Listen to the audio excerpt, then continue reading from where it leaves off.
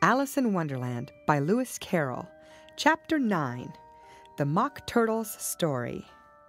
"You can't think how glad I am to see you again, you dear old thing," said the Duchess as she tucked her arm affectionately into Alice's, and they walked off together. Alice was very glad to find her in such a pleasant temper, and thought to herself that perhaps it was only the pepper that had made her so savage when they met in the kitchen. "When I'm a duchess," she said to herself, not in a very hopeful tone, though, "I won't have any pepper in my kitchen at all. Soup does very well without. Maybe it's always pepper that makes people hot-tempered," she went on, very much pleased at having found out a new kind of rule, "and vinegar that makes them sour, and chamomile that makes them bitter, and barley sugar, and such things that make children sweet-tempered. I only wish people knew that. Then they wouldn't be so stingy about it, you know." She had quite forgotten the Duchess by this time, and was a little startled when she heard her voice close to her ear. "You're thinking about something, my dear, and that makes you forget to talk. I can't tell you just now what the moral of that is, but I shall remember it in a bit." "Perhaps it hasn't one," Alice ventured to remark. "Tut, tut, child," said the Duchess. "Everything's got a moral, if only you can find it." And she squeezed herself up closer to Alice's side as she spoke. Alice did not much like keeping so close to her. First, because the Duchess was very ugly, and secondly, because she was exactly the right height to rest her chin upon Alice's shoulder, and it was an uncomfortably sharp chin. However, she did not like to be rude, so she bore it as well as she could. "The game's going on rather better now," she said, by way of keeping up the conversation a little.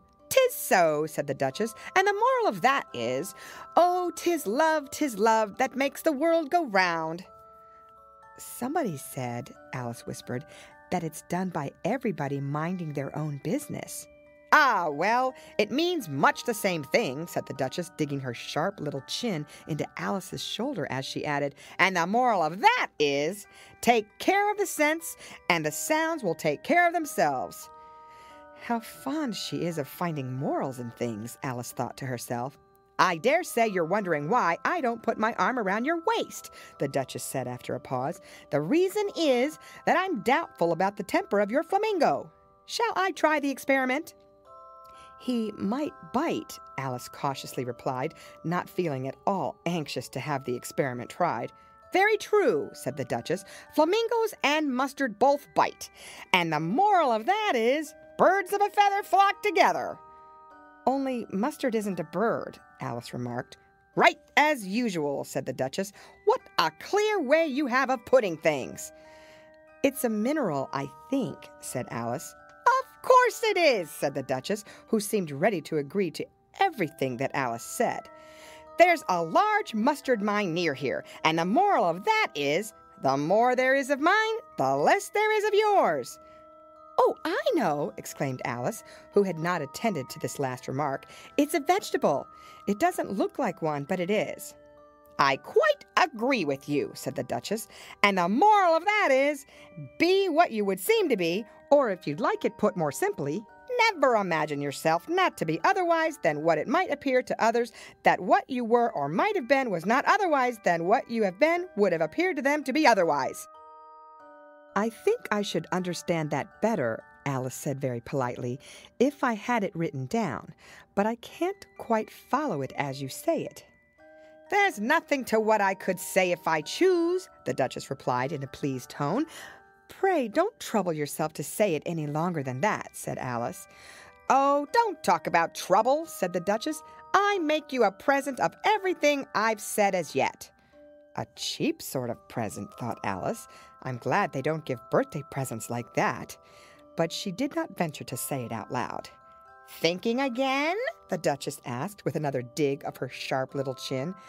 "I've a right to think," Alice said sharply, for she was beginning to feel a little worried.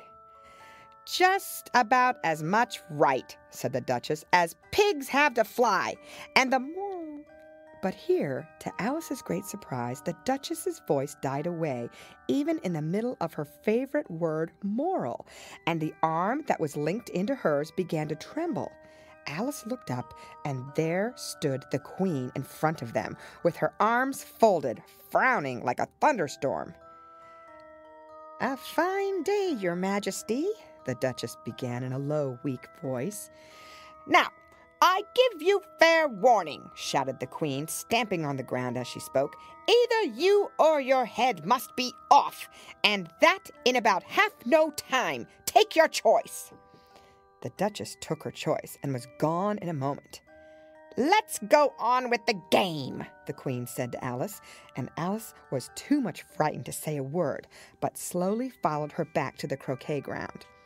The other guests had taken advantage of the Queen's absence and were resting in the shade. However, the moment they saw her, they hurried back to the game, the Queen merely remarking that a moment's delay would cost them their lives.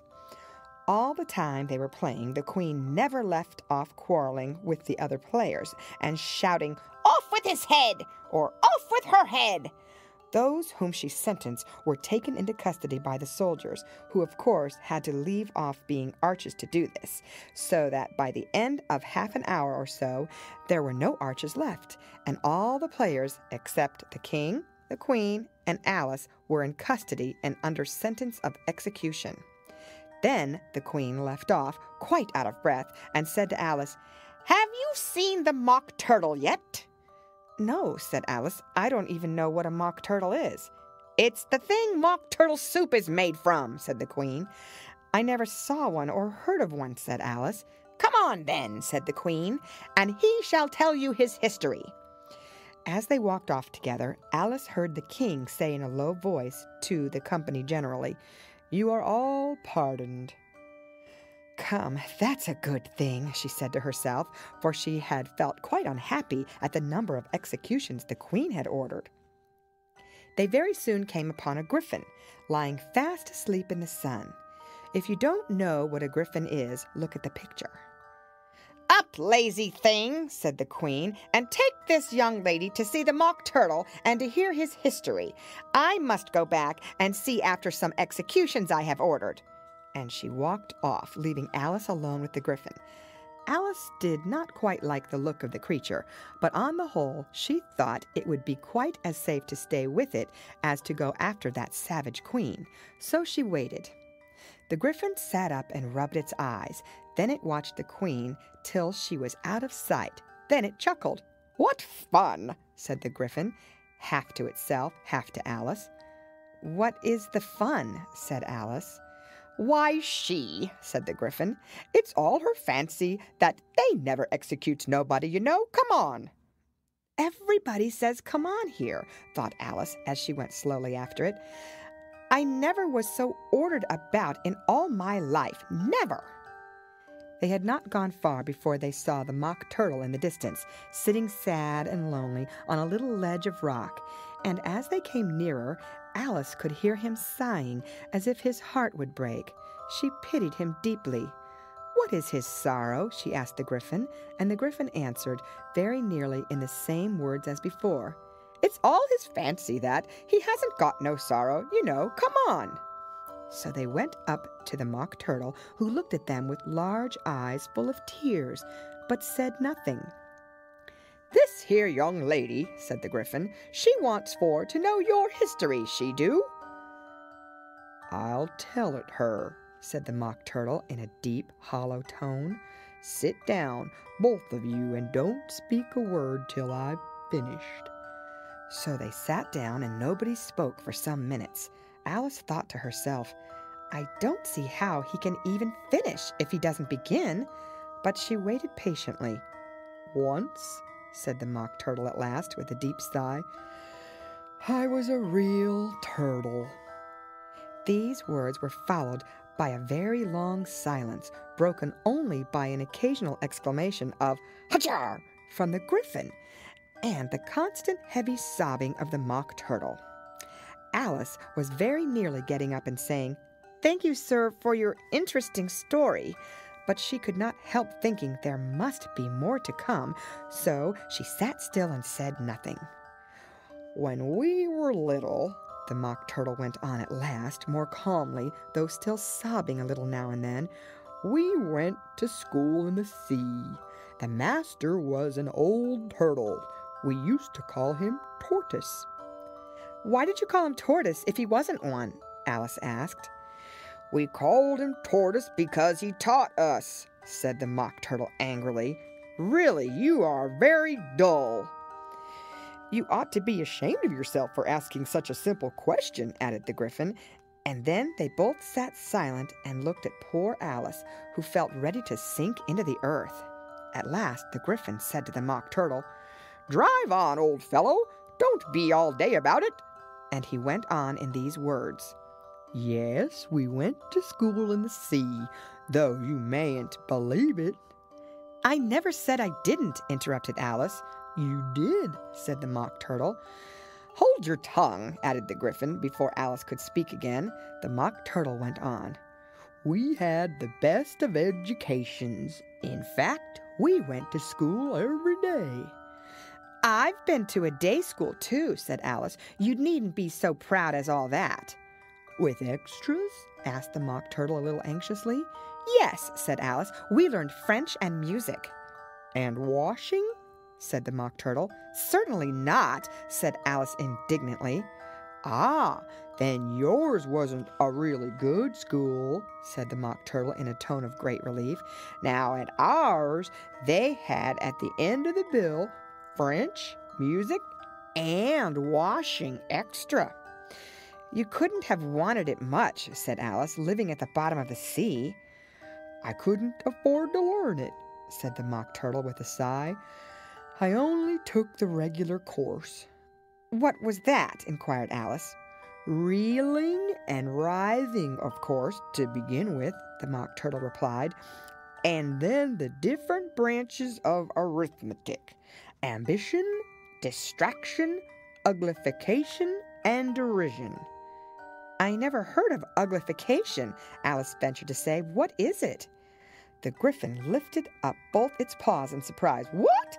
Never heard of uglifying?" it exclaimed. "You know what to beautify is, I suppose." "Yes," said Alice doubtfully. "It means to make anything prettier."